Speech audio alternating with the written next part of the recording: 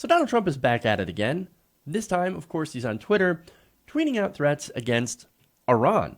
Now, on Twitter, he said, to Iranian President Rouhani, never ever threaten the United States again or you will suffer consequences the like of which few throughout history have ever suffered before.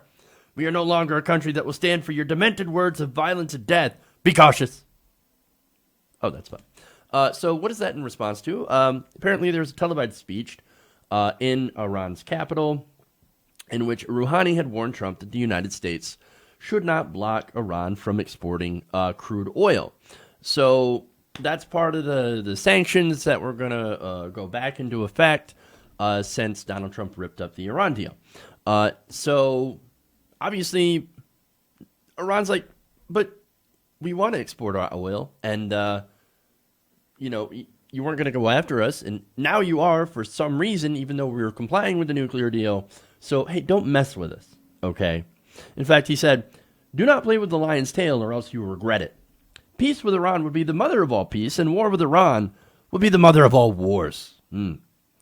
So look, Iran, kind of like North Korea, they're a bit bellicose when they're in their rhetoric, right? I mean, what does the mother of all peace even mean? I've never heard that before. But okay, hey, look, I'm in favor of peace, but I do find the phrasing a little ridiculous as the entire thing. But the point is, basically he's saying, look, stop messing with our stuff, stop messing with our economy. You guys ripped up the deal. We were following the deal.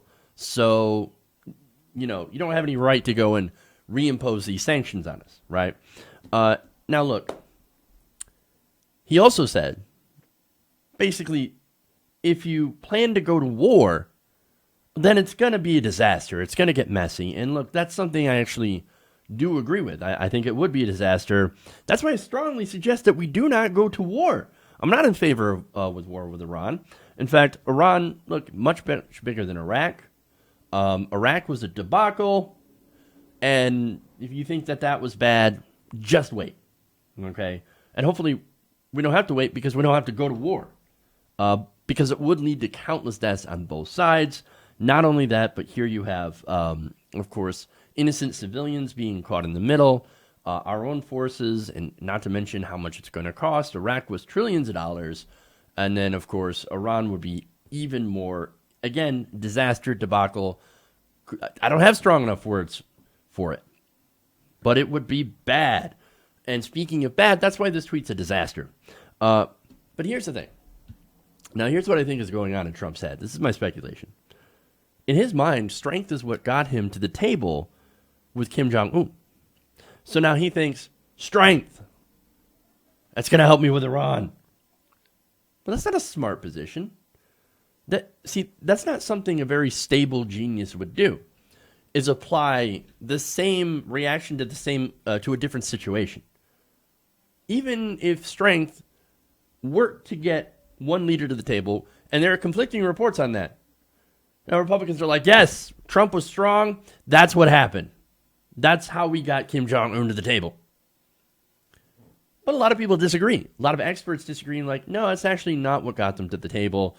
It was actually, South Korea reaching out to North Korea and them working together during the Olympics, etc. And that Trump just kind of muscled his way in there. And that's fine because North Korea has something, the United States had something that North Korea wanted. And that's recognition. So my point is on that, it shouldn't be used, strength shouldn't be used as a blanket strategy because, again, it doesn't always work. Sometimes it does take, work to take a little bit of a tougher position and be a little bit more, hey, we're not going to accept this. This is unacceptable. Here's what we're going to do, right? That's just part of diplomacy. Sometimes you got to be a little tough. But with Trump here, that's the thing. That's all he knows. All he knows is tough, right? He has no intellectual curiosity. There's no room for nuance or trying to understand the complexities of the situation. He just basically sees something and he barges in. The guy's like the Leroy Jenkins of politics. He's going to run in and get the whole raid killed. You got to stop him. But at least he has chicken, right? Disaster. Or, you know, in another video game reference, he's going to try to Donkey Kong his way through this situation. Now, look, that's great for defense contractors because they salivate at the thought of war with Iran. But for regular human beings being sent out to fight that war or that potential war or the, you know, potentially, you know, thousands, millions of innocent civilians that would be caught in the middle, that would be an absolute disaster. Now, some of you might point out, oh, but Jeff, the North Korea summit actually worked out great. We're not going to war with North Korea. And so, you know, this whole thing about going to war with Iran, that is overblown. We're not going to go to war with Iran. It's ridiculous. Well, don't be so sure. You have Mike Pompeo, you have John Bolton. They are both neocon war hawks that are in the administration. In the past, those two have tried to make cases as many times as they could about going to war with Iran. They think it'd be a great, fantastic idea. So I wouldn't discount it. And the establishment has been slowly building towards war with Iran for a very long time. The military-industrial complex. So, look, President Trump might even be more predisposed because they do have oil.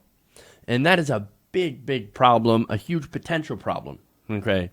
Now, as for North Korea, to go back to that for a minute, North Korea got everything that they wanted. That's why they're happy. That's why Donald Trump is super happy with this, at least in publicly, right? And the thing that they wanted most is international recognition. And for a president to basically give away whatever leverage they have to negotiate for nuclear inspections. I mean, that was the whole, you know, South Korean U.S. war games in that area. Now, look, I don't agree with the war games. I think it is intentionally provocative. But you don't just say, oh, you know what, I would give away the war games. Just because I can't. No, you use that as leverage to actually get them to get a concession, right? And that concession would be, okay, we'll give up the war games if you allow nuclear inspectors into your country so that we can inspect to see whether or not you are actually creating or working on more nuclear weapons or if you're actually denuclearizing.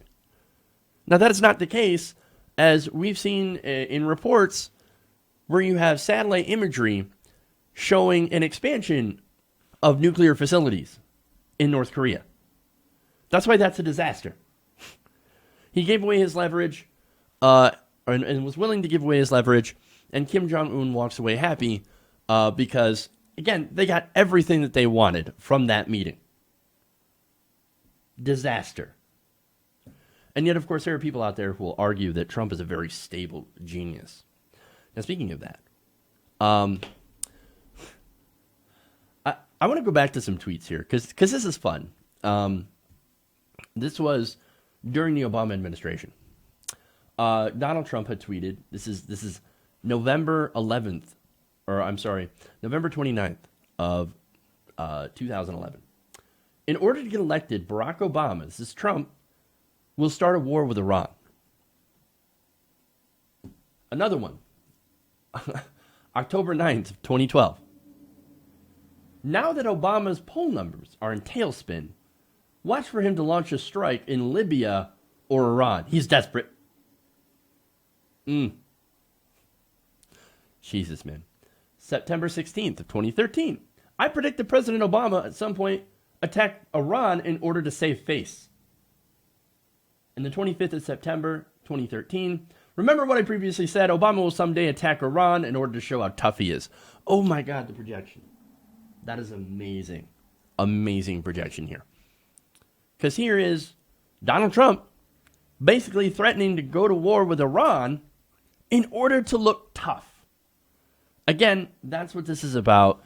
And I'm afraid that Donald Trump is so stupid that he could be easily manipulated by the neocon warhawks that are in his cabinet to go to war with Iran.